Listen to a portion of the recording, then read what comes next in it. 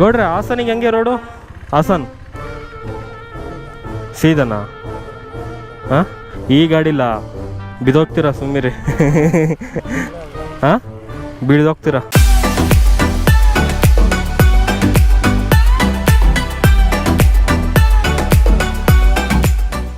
Welcome back again. ಇದು part 2 ಅಂತಲೇ ಹೇಳ್ಬೋದು, ಅರಸೀಕೆರೆ ಸೀರೀಸ್. ಸೊ ನೀವೇನಾದ್ರು ಅರಸೀಕೆರೆಯಿಂದ ಬರ್ಬೇಕಾದ್ರೆ ಫಸ್ಟ್ ಸಿಗುವಂಥದ್ದು ಜೇಂಕಲ್ ಸಿದ್ದೇಶ್ವರ ಬೆಟ್ಟ. ಇದಾದ ನಂತರ ನಿಮಗೆ ಲಕ್ಷ್ಮೀ ನರಸಿಂಹ ದೇವಸ್ಥಾನ ಸಿಗುವಂಥದ್ದು, ಇದು ಆರ್ನಳ್ಳಿ ಊರಿನಲ್ಲಿ ಇರುವಂಥದ್ದು. ಇದಾದ ನಂತರ ನಿಮಗೆ ಕೋಡಿಮಠ ಸಿಗುವಂಥದ್ದು.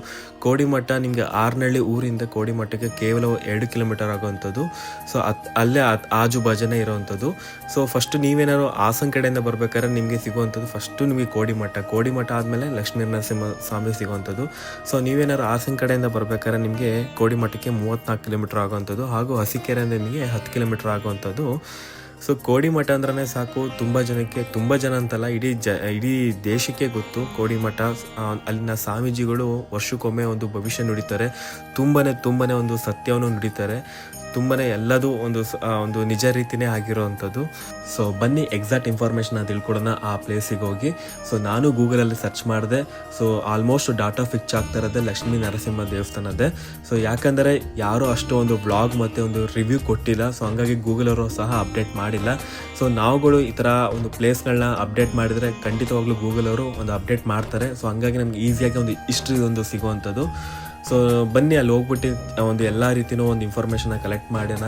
ಸೊ ಹಂಗೆ ನಿಮಗೂ ತಿಳಿಸ್ಕೊಡ್ತೀನಿ. ಸ್ವಾಮೀಜಿ ಏನಾರು ಸಿಕ್ಕಿದ್ರೆ ಅವ್ರದ್ದೊಂದು ಆಶೀರ್ವಾದ ತಗೊಂಡು ಬರೋಣ ಅಂತ ಹೇಳಿ. ಸೊ ಬನ್ನಿ ಎಂಟ್ರಿ ಆಗೋಣ ಒಳಗಡೆ.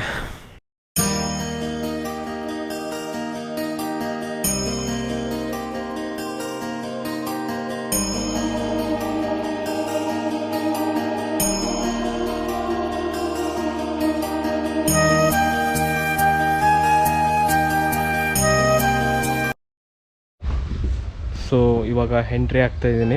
ಸೊ ಗೊತ್ತಿಲ್ಲ ಓಪನ್ ಇದೆಯೋ ಇಲ್ಲೋ ಗೊತ್ತಿಲ್ಲ. ನಾನು ಬರೋ ಟೈಮಿಂಗ್ಸ್ ಎಲ್ಲ ವಿಚಿತ್ರವಾಗಿರುತ್ತೆ. 1:30 ಆಗಿದೆ ಆಲ್ರೆಡಿ. ಸೊ ನೋಡಬೇಕು ಓಪನ್ ಇದೆಯೋ ಇಲ್ಲೋ ಅಂತ ಫಸ್ಟ್ ಚೆಕ್ ಮಾಡಬೇಕು.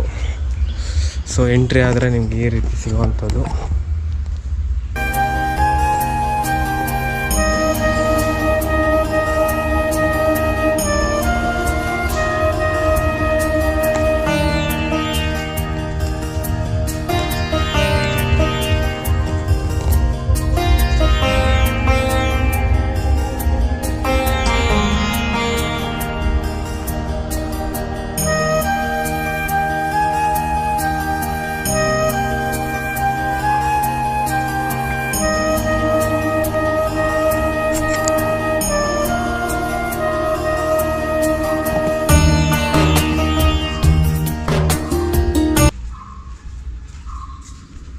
ಕ್ಲೋಸ್ ಆಯ್ತಾ?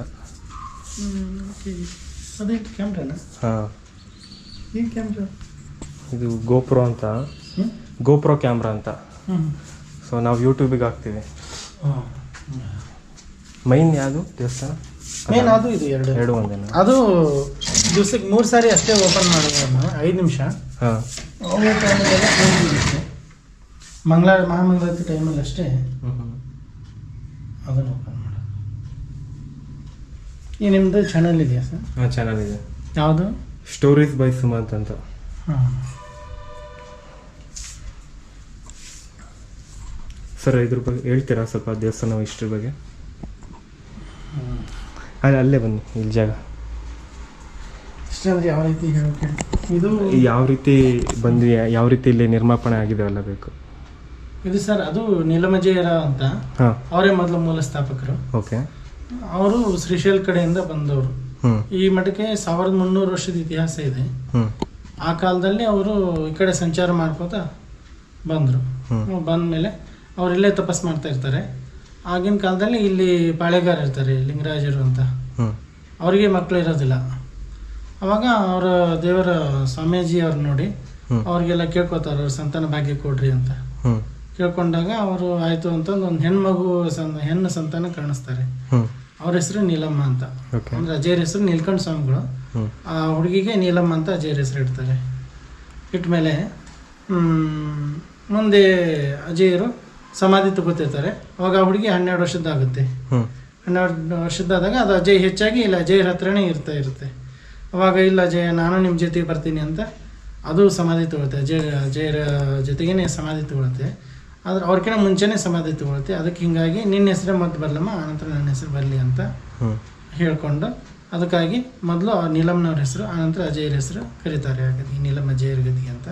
ಆನಂತರ ಬಂದವರು ಈ ಸಾಂಗ್ ಶಿವಲಿಂಗ ಅಜಯರ್ ಅಂತ.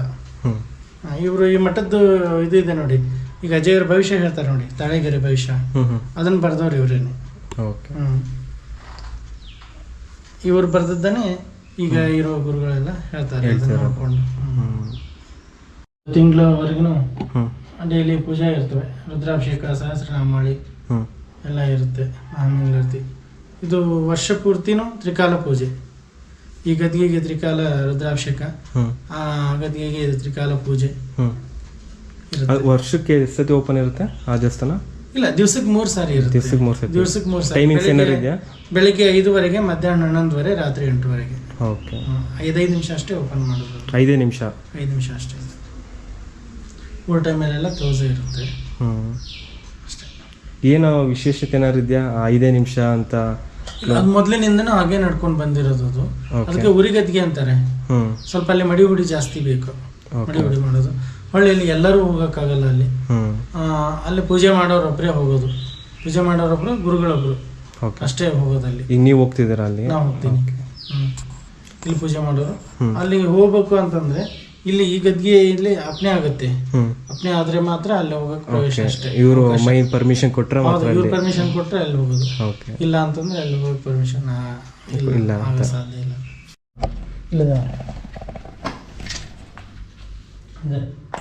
ಇದು ಅಜಯರು ಭಕ್ತರು ಬಂದಾಗ ನೋಡೋಕಂತಾನೆ ಬಿಡಿಸ್ಕೊಂಡ್ರೆ. ಇವಾಗ್ಲೂ ಜೀವಂತವಾಗಿದ್ದಾರೆ ಅಜಯರ್ ಒಳಗೆ.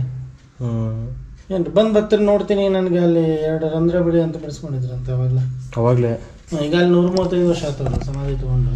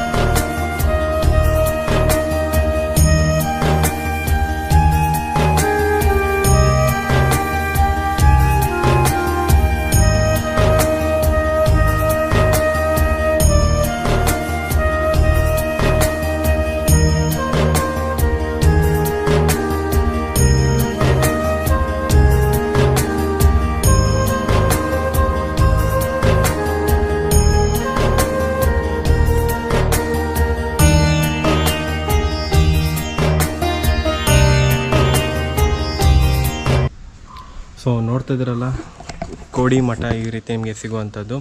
ಸೊ ಗುರುಗಳು ಬೆಂಗಳೂರಿಗೆ ಹೋಗಿದ್ದಾರೆ, ಏನೋ ಫಂಕ್ಷನ್ ಇದೆ ಅಂತ. ಸೊ ಹಂಗಾಗಿ ತುಂಬ ಜನಕ್ಕೆ, ನಮ್ಮ ಎಸ್ಪೆಷಲಿ ಹಾಸನದವ್ರಿಗೆ ಅಂತೂ ಈ ಪ್ಲೇಸ್ ಅಂತೂ ತುಂಬ ಜನಕ್ಕೆ ಗೊತ್ತಿಲ್ಲ ಅಂತೆ. ಆಗಲೇ ಅರ್ಚಕರು ಹೇಳ್ತಿದ್ರಲ್ಲ, ತುಂಬ ಜನಕ್ಕೆ ಗೊತ್ತಿಲ್ಲ ಇದ್ರ ಪ್ಲೇಸ್ ಬಗ್ಗೆ. ಆಲ್ಮೋಸ್ಟ್ ಉತ್ತರ ಕನ್ನಡ ಮತ್ತು ಬೆಂಗಳೂರವ್ರಿಗೆ ಮಾತ್ರ ಗೊತ್ತು. ತುಂಬ ಜನ ಬರ್ತಿದ್ದಾರೆ, ಬಟ್ ಇಲ್ಲಿರೋರಿಗೆ ಗೊತ್ತಾಗ್ತಾಯಿಲ್ಲ, ಅಲ್ಲ ಯಾಕೆ ಅಂತ ಗೊತ್ತಿಲ್ಲ ಅಂತೆ.